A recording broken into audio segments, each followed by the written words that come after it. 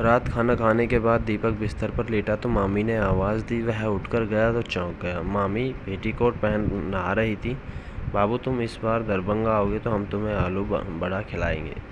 छोटी मामी की यह बात दीपक के दिल को छू गई। पटना से बीएससी की पढ़ाई पूरी होते ही दीपक की पोस्टिंग भारतीय स्टेट बैंक की सरकारी ब्रांच में कर दी गई। माता पिता जब माँ ने मामा के घर दरभंगा में रहने की बात की तो वह मान गया। इधर मामा के घर त्योहार का सा माहौल था। बड़े मामा की 3 बेटियां थीं, मझले मामा की 2 बेटियां, जबकि छोटे मामा की कोई औलाद नहीं थी। 18-19 साल की उम्र में दीपक बैंक में क्लर्क बन गया तो मामा की खुशी का ठिकाना नहीं रहा। वहीं दूसरी ओर दीपक की छोटी मामी, जिनकी शादी को महज 4-5 साल हुए थे, की गोद सूनी थी। छोटे मामा प्राइवेट नौकरी करते थे। वह सुबह नहा धोकर 8 बजे निकलते और शाम के 6-7 बजे तक लौटते। वे बड़ी मुश्किल से घर का खर्च चला पाते थे। ऐसी सूरत में जब दीपक की सरकारी ब्रांच में नौकरी लगी तो सब खुशी से भर उठे। बाबू को तुम्हारे पास भेज रहे हैं, कमरा दिलवा देना। दीपक की माँ ने अपने छोटे भाई से गुजारिश की थी। कमरे की क्या ज़रूरत है दीदी, मेरे घर में 2 कमरे हैं, वह यहीं रह लेगा। भाई के इस जवाब में बहन बोली, ठीक है, इसी बहाने दोनों वक्त घर का खाना खा लेगा और तुम्हारी निगरानी में रहेगा। दोनों भाई बहनों की बातें सुनकर दीपक खुश हो गया। माँ का दिया सामान और ज़रूरत की चीज़ें लेकर दोपहर 3 बजे का चला दीपक शाम 8 बजे तक मामा के यहाँ पहुँच गया। यहाँ से बस टैक्सी, ट्रेन, सारी सुविधाएं हैं। मुश्किल से 1 घंटे लगता है। कल सुबह चलकर तुम्हारी ज्वाइनिंग करवा देंगे। छोटे मामा खुशी से चहकते हुए बोले, आपका काम?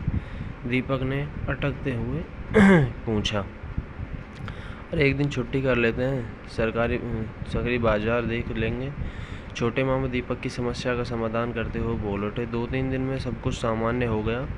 सुबह 8:30 बजे घर छोड़ता तो दीपक की मामी हल्का नाश्ता कराकर उसे टिफ़िन दे देती। वह शाम के 7 बजे तक लौट आता था। उस दिन रविवार था, दीपक की छुट्टी थी, पर मामा रोज़ की तरह काम पर गए हुए थे। सुबह का निकला दीपक दोपहर 11 बजे घर लौटा था। मामी खाना बना चुकी थी और दीपक का आने का इंतज़ार कर रही थी। आओ लाला, जल्दी खाना खा लो, फिर बाद में लेना। मामी के कहने में ही मजाक था। बस अभी आया, कहता हुआ दीपक कपड़े बदलकर और हाथ पैर धोकर तौलिया तलाशने लगा। तुम्हारे सारे गंदे कपड़े धोकर सूखने के लिए डाल दे हैं। मामी खाना परोसते हुए बोली। दीपक बैठा ही था कि उसकी मामी पर निगाह गई। वह चौंक गया। साड़ी और ब्लाउज में मामी का पूरा जिस्म झांक रहा था, खासकर दोनों उभार। मामी ने बजाय शर्माने के चोट कर दी। क्यों रे, क्या देख रहा है? देखना है तो ठीक से देखना। अब दीपक को अजीब सा महसूस होने लगा। उससे किसी तरह खाना खाया और बाहर निकल गया। उसे मामी का बर्ताव समझ में नहीं आ रहा था। उस दिन दीपक देर रात घर आया और खाना खाकर सो गया। अगली सुबह उठा तो मामी उसे बीमार बता रहे थे। शायद बुखार है, सुस्त दिख रहा है। रात बाहर गया था ना, थक गया होगा। यह मामी की आवाज़ थी। आखिर माजरा क्या है? मामी क्यों इस तरह का बर्ताव कर रही थी? दीपक जितना सोचता उतना उलझ रहा था। रात खाना खाने के बाद दीपक बिस्तर पर लेटा तो मामी ने आवाज़ दी। वह उठकर गया तो चौंक गया। मामी पेटीकोट पहने नहा रही थी। उस दिन चोरी छिपे देख रहा था, अब आ देख ले, कहते हुए दोनों हाथों से पकड़ उसे अपने सामने कर दिया।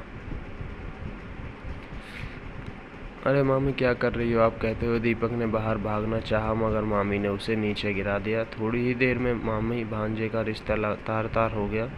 दीपक उस दिन पहली बार किसी औरत के पास आया था। वह शर्मिंदा था, मगर मामी ने एक झपटे में इस झंझट को दूर कर दिया। देख बाबू, मुझे बच्चा चाहिए और तेरे मामा नहीं दे सकते। तू मुझे दे सकता है, मगर ऐसा करना गलत होगा। दीपक बोला, मुझे ख़ानदान चलाने के लिए औलाद चाहिए। तेरे मामा को बस रोटी, कपड़ा, मकान देते हैं, इसके अलावा भी कुछ चाहिए वह तुम दोगे। इतना कहकर मामी ने दीपक को बाहर भेज दिया। उसके बाद से तो जब भी मौका मिलता मामी दीपक से काम चला लेती, या तो कह कि उसका इस्तेमाल करती। मामा चुप थे या जानबूझकर अनजान थे, कहा नहीं जा सकता, मगर हालात ने उन्हें एक बेटी का पिता बना दिया। इस दौरान दीपक ने अपना तबादला पटना के पास करा लिया। पटना में रहने पर घर से आना जाना होता था। छोटे मामा के यहाँ जाने में उसे नफरत सी हो रही थी।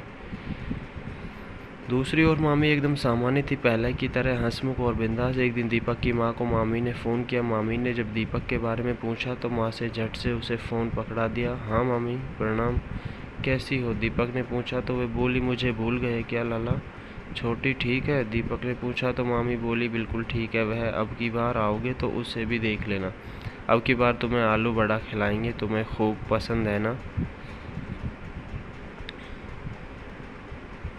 दीपक ने हाँ कहते हुए फ़ोन काट दिया। इधर दीपक की माँ जब छोटी मामी का बखान कर रही थी तो वह मामी को याद कर रहा था जिन्होंने उसका आलू बड़ा की तरह इस्तेमाल किया और फिर कचरे की तरह कूड़ेदान में फेंक दिया। औरत का यह रूप उसे अंदर ही अंदर कचोट रहा था। मामी को बच्चा चाहिए था तो गोद ले सकती थी या सरोगेट, मगर इस तरह इससे आगे वह सोच नहीं सका। माँ चाय लेकर आई और तो वह चाय पीने लगा, मगर उसका ध्यान मामी के घिनौने काम पर था। उसे चाय का स्वाद कसेला लग रहा था। तो दोस्तों, आशा करता हूँ कि यह कहानी आपको अच्छी लगी होगी। इस कहानी के बारे में आपका क्या कहना नीचे कमेंट करके ज़रूर बताएं। वीडियो को लाइक करें और चैनल को सब्सक्राइब करके घंटी को दबाकर ऑल पर सेट कर लीजिए ताकि आने वाले वीडियो आपको तुरंत मिले। आपका बहुमूल्य समय देने के लिए धन्यवाद।